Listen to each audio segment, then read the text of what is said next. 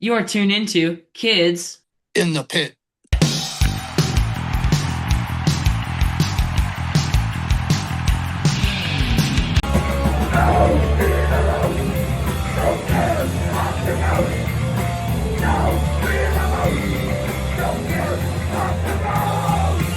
Hey guys, it's Gabe from the Kids in the Pit podcast. Today I'm being joined by Seth and Matt from Blackout Shoppers.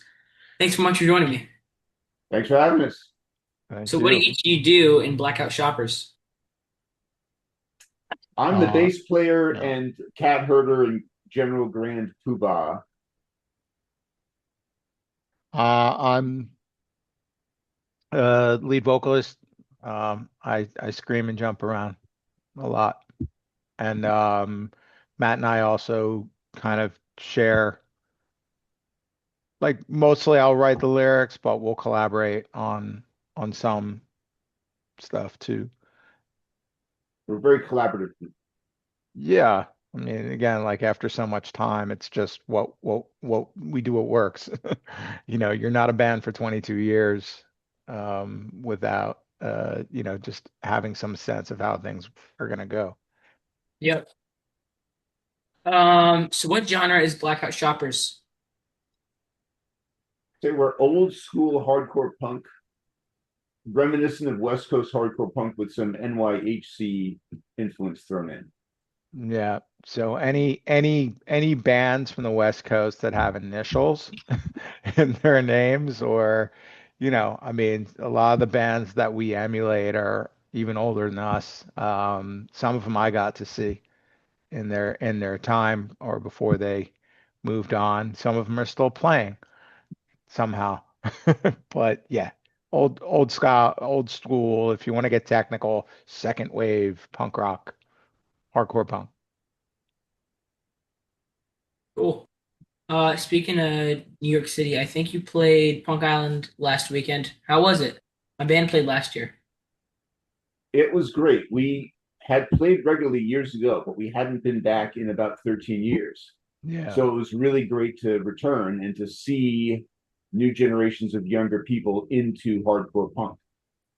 Really great and good turnout despite the rain. It rained pretty much all day, On and off and all day. Yeah, it was yeah, kind of it a kind was, of a damp day.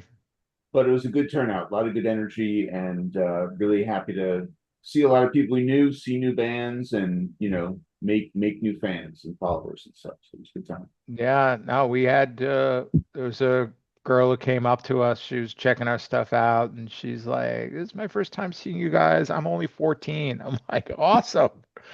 I could not imagine seeing a band at that age. I would have lost my mind if I got to I do s- that. So it was great. I mean, but Punk Island just has that. I mean, we started playing there in the earliest of days where it was, I'm sure you've heard some stories. It was pretty damn chaotic. You had 18 plus stages all over a different island. Nobody knew where to go. Bands were wandering around looking for their stage the whole time. It was something. So it's nice to see like kind of how generally organized it was. And yeah, we had a great time. yeah. I mean, I see plenty of shows and I'm 14, so it's Dude, awesome. My youngest son is 14, and he's seen us a few times over the years. I think he likes it okay, but I can't in good conscience say that like he likes punk rock music. I think he doesn't mind it, but it's just not. He's still figuring out who he is, and that's okay. Matt and I are both parents as well. cool. So how did you come up with your band name? I had a You want whole list of potential band names written in a notebook, and I was Blackout Shoppers was one of those names, and I was reading these names out, and everyone seized on that name. And I was actually very skeptical. I'm like, I'm not sure that's a good enough name. I'll tell you what, we'll just use it for now and until we think of something better. And it's been 22 years. We haven't thought of something better. It's sort of I it's both a corporate euphemism and a sort of a call to action almost. So it kind of, it's a good name because it can fit a lot of different and ideas. apparently a British slang term as well. It's, Oh, no kidding. Yeah. Go figure. But, people eventually get it. If not, I just show them, you know, there it is. We all have them, except for Moose, but maybe one day. Yeah, I feel like a lot of bands like say a similar thing. Like they thought they might change their name later, and they just never end up changing it. A band like the Butthole Surfers, that wasn't their original name. They would go on stage infamously with a different band name every night. Every night that they played, they were different. And then, I don't know, it was just something that stuck. And they all liked it and got a laugh, and they just kept using Butthole Surfers. Funny. But Blackout Shoppers just, I don't know. We were at rehearsal one day, and Matt again broke out the list, and we're like, that, that's it. Just, I don't know. We didn't think twice, really. He's like, well, I got other names. We're like, no, that's it. Yep. So where do you guys live, and did you grow up there? All four of us live in New York City, but and most of us actually we all kind of grew up in different areas. I grew up mostly in Yonkers, but I've lived in Connecticut and Georgia. I've kind of lived all over.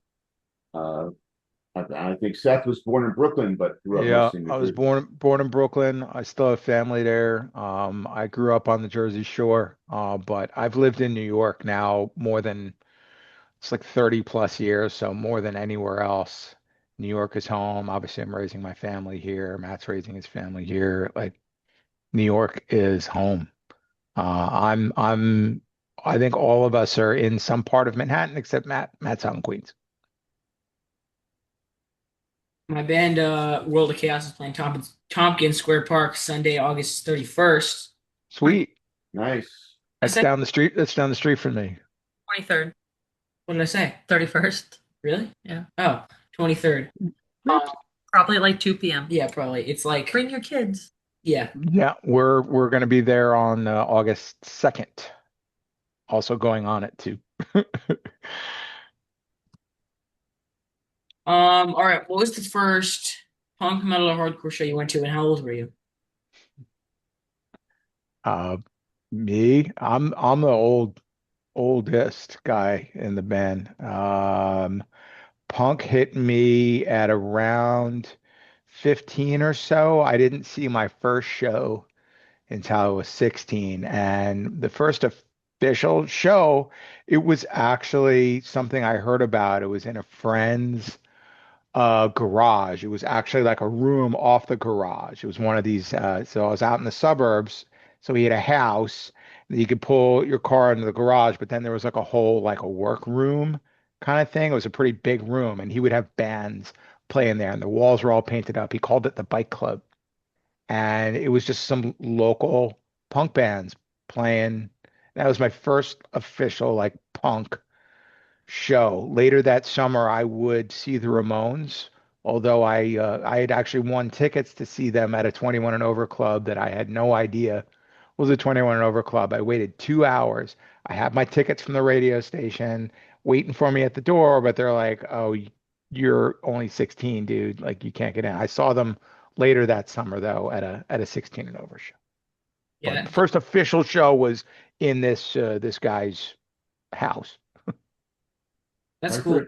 first show was I think my sophomore year of high school, so dating myself, this is around 1988, and there was a bunch of local bands doing a benefit, some sort of hunger charity, and I brought like 2 cans of food to get in and saw some really good local bands, and was sort of hooked.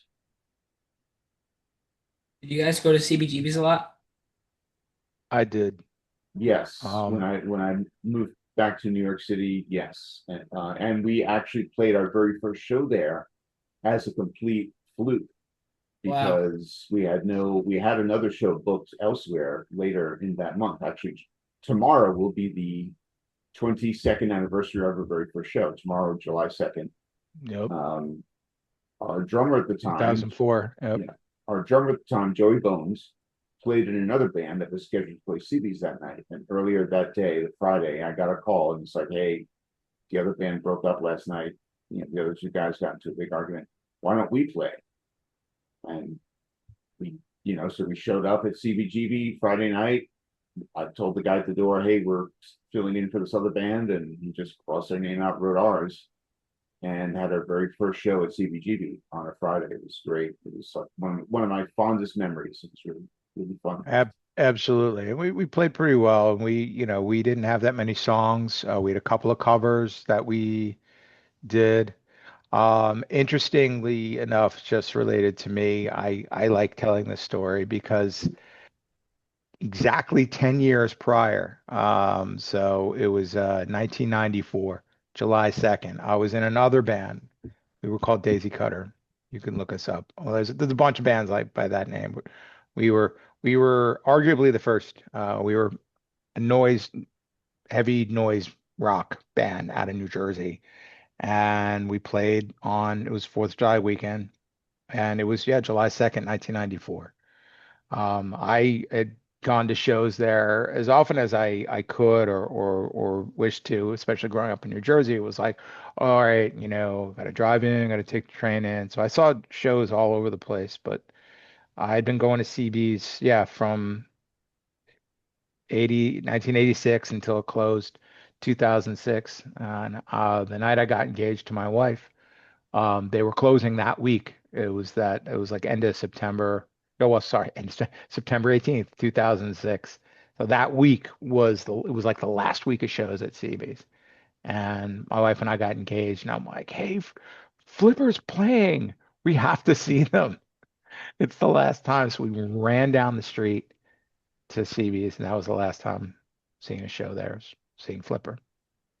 And well, you remember, Matt, Nihilistics played that night. Yes, yeah, I was there that night too and got to hang with the Nihilistics, and it was fun times.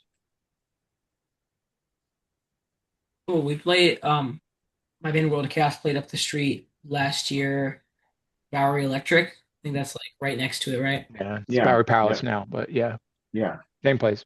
yeah, good stuff. Yeah, Drew Stone booked it. He also was the one that booked like from Tompkins. Tompkins Square Park. Yeah. Yeah, he's Drew had one of the best stages at Punk Island this past weekend. Great energy, great crowds. We played several of his matinees. Always a fun. hmm Those are great. He does great stuff. I'd argue we had a pretty damn good stage too, but We did. We had a great stage. Yes, no doubt. We were in the Gilligan stage, put on by our friends from New Jersey called Shut Up, and it was really good. Cool. Great. Where's your favorite place you've ever played a show? That is a really uh, good question. I yeah, think some of the favorite places are like DIY places. Our first record is called Pass Out because we used to play and rehearse at a record store called Pass Out Records. So some of those shows are some of my favorites. Otto's Shrunken Head is a venue. It's 21 and over, unfortunately, but it's a really good spot where just small stage, a lot of good energy there, a lot of good shows, free shows. Um, we played bicycle shops. We played yeah, Tompkins Square Park, Punk Island. Those are good places. There was a really great DIY space for a long time in the city called the Lake or the Swamp at different times, and it's run I was by I like was gonna local bring up the punks. Lake Swamp. It was basically a loft Yeah, in there's a in loft in Bushwick, an Brooklyn. industrial area of Brooklyn that you had to know where it was to get there, but it wasn't hard to Yeah, find if you knew the no, stops it of was it punk was rockers just on the on a street. street with a bunch of warehouses. Yeah, a lot of great shows there. We did our second CD, our second album release there. My One of my favorites that I remember, just I was thinking about this question. So we've played over the years, we've played a ton of places, most of which are gone. I guess I always liked Trash Bar. I felt like I just always felt like just really comfortable, like an old shoe. Like you just kind of slid into it. But yeah, Otto's, I mean, it's kind of a no-brainer there. I mean, I think at this point in our time, we've probably played Otto's more than any other place that we've ever played. But there's been kind of one-off places here and there. Um, like I kind of liked that place in Fayetteville, Arkansas. that we played. It was just a really small We used to go to bar, but Maxine's or something. Yeah. it was a lot of fun. Our drummer is Uh, from Arkansas, so he, yeah. played in bands there growing up. So he has a lot of contacts in that area. So we've done some fun tours in Arkansas, Oklahoma, Texas, and things like that. Oh, and then in Philly, L Bar was always wonderful. Have you guys played Venus in Little Rock? We drove No, by Little Rock, but no, we mainly played out in Fort Smith and Fayetteville, where the university is. It's kind of famous. We played there on our tour in April. It was a really, really good show. I mean, like Green Day has played there when they were like small. A ton of bands have that are like really big now. Evanescence started there, Oh right? yeah, yeah, because they're from there, I think. no kidding. They're an Arkansas band. I did not know Yeah, I mean, I guess that's what. that. Yeah, we've played kind of all over the place. Even ABC No Rio. I kind of always enjoyed playing there too. That was a good for all ages shows. There, kids there always really got into us. I mean, really, any opportunity to play all ages is great for us. There's a place in New Jersey called the Meat Locker, which I'm convinced we'll get back to playing. I, But that's I a don't great spot. I don't do like a lot of pay to plays though, so Yeah, we don't do that yeah, ever. trust me. Like, I mean, we want to play this so bad, but it's just I don't like supporting pay to play promoters. Yeah, I don't know. Meat Locker was. I mean, like we've played there a bunch. It was never that situation at all. We just got put on a bill and we just played Promoter like that's like that we like emailed and he was like, "Yeah, I can put you on this show. We have to sell like 20 tickets or whatever." Yeah, we try to avoid that. we do. Although, we've played places where it was like, oh, we need to hit a minimum, but we were never really concerned about it because, if you put a good show together, our philosophy is that it'll pay for itself. If you have a good bill, you have a good night, you don't think about 20 people coming in at all. Like you just like, yeah, like we'll probably have 50 people here. Yeah, like Lucky 13 in Brooklyn is kind of like that too. They need to hit a certain amount and then, they'll be able to pay you after that. And but I guess we never really thought about like, oh man, we might owe these guys money. But that as a young band, I could see that, man. Like you're only 14. Like it'd be like, no way, man. Just we'll go get an all ages show somewhere. Bye. Yeah. Have you guys played shows outside of the US? Not yet, but we definitely have that ambition. In my mind, I have. It's like I've traveled a bit and just been like, oh man, I want to play here. Like I've been to places and seen shows and or seen places where their bands played and I'm like, oh man, I want to play here. We But definitely yeah, want to not yet. play, Europe. We're friends with a Even band in even Canada. Germany. Canada would We'd be love to play fun. Canada, we'd love to play everywhere. But we're friends with a band in Germany called Shiza Manelli, which is one of the best band names ever. Their singer's actually American. He's an American who's been living in Germany for quite some time. And he's originally from the West Coast, but he's come to the US several times. We hosted them several years ago, many years ago, actually, when they did a sort of a mini tour of the East Coast. And so they're always a band we would love to go over and play shows in Germany with. So we still have that ambition, and at some point before we all die, we will play outside the United States. Sick. Somewhere. We haven't played overseas yet, but I did Not yet. dad's band in the UK when I was like 12. Nice. All That's right. sweet. As one animal for a day and be safe from dying, what kind of animal would you choose? I would be a bison. I think bison are my favorite animal because they're very large, majestic, and they're one of the strongest animals, but they're not predators. I'm going with tree sloth. They are just, I like the life that they have. Nobody really bugs them. They don't really have predators. They just chill in the tree. And sometimes they'll just move to another tree. And if you have trouble crossing the street, people pick you up and pull you across the street. But I don't know. I like their vibe. Yeah. How about you? I don't know. I mean, it changes every time. Recently, I've been saying like penguin, like in Antarctica. Good choice. That's mainly where they are. And they also have like the beach penguins in Chile, I believe, right? Yeah, well, they go, the where they migrate. They migrate from around like southern Chile, Tierra del Fuego area down. Wait, why did I? It's Parts a of long Southern ass way to Africa also. swim, I think but there's a species of penguin that lives, I think, on the South African coast. Oh, mm, that's what I'm thinking make, of. Oh, like somewhere there's like No, warm. but makes sense. you're both right. There's parts of South America where you can find penguins as well. Okay, that's what I heard from I think someone on here. I think they said Chile. Yeah. That would Yeah, make sense. southern Yeah. Chile, like yeah, right at the edge of Tierra del Fuego, and then they swim like the female penguins go off and get food and kind of get fattened up for the winter. And the male penguins will sit on the egg.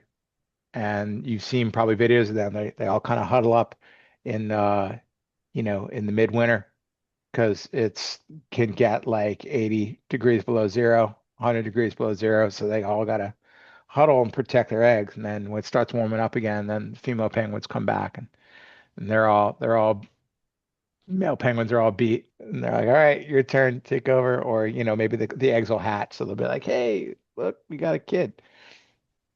Yep. I like watching penguin videos. Do you have a favorite movie?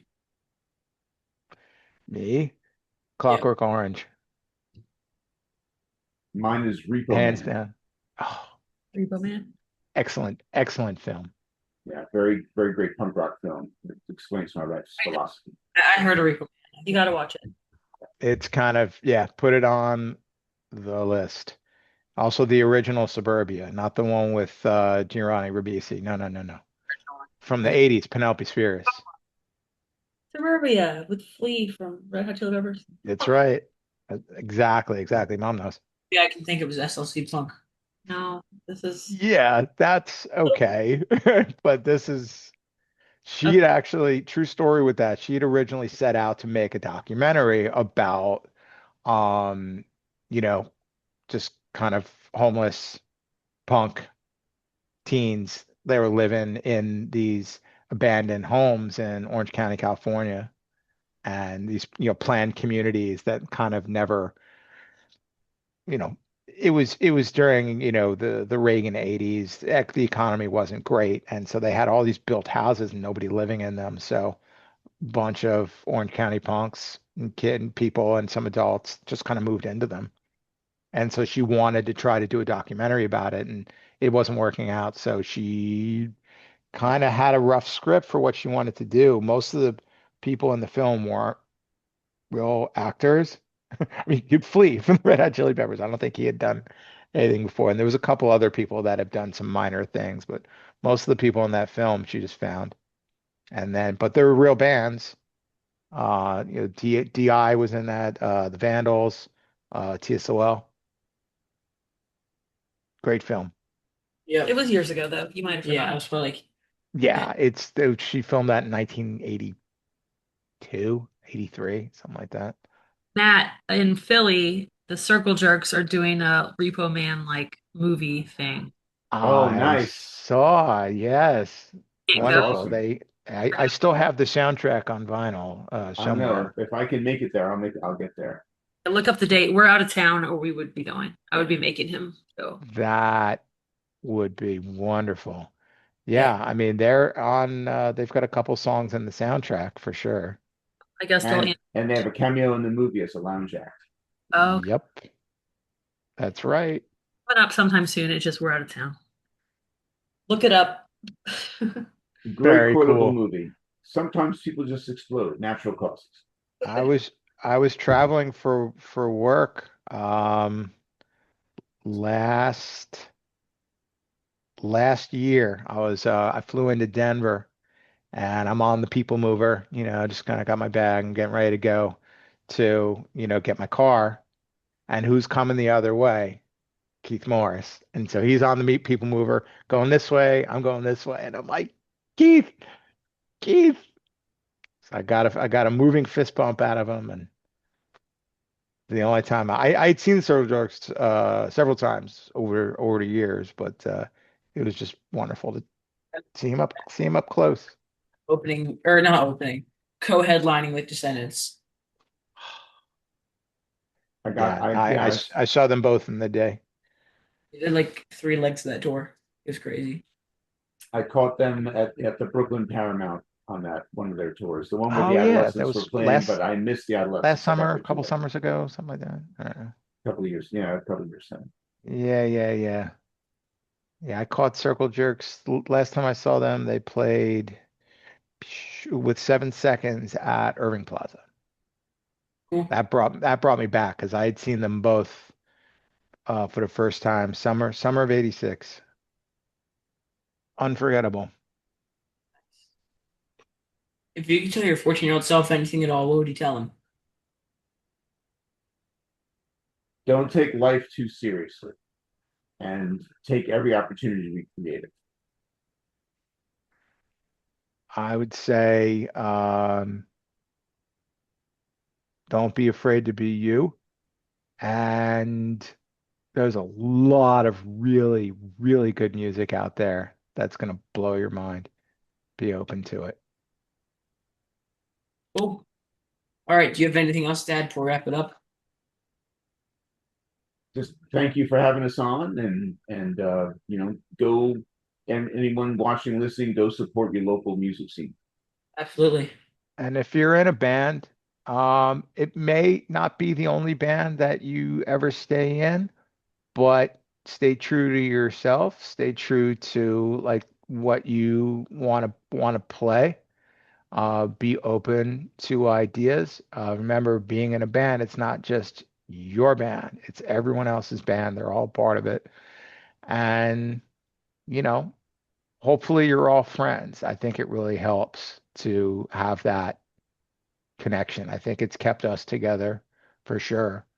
Um, for as long as we have, we're friends first. And, because everyone else has kind of been in or is in other bands too. But this thing works because, we all work together. So just yeah, man, keep making music. It ain't dead. Cool. All right. Thanks to Blackout Shoppers for joining me today, and thanks to all you for watching and listening. Please subscribe to my YouTube channel and follow me on Spotify and other streaming platforms. Until next week, bye. Thanks, dude. Thank you. Thank Appreciate you.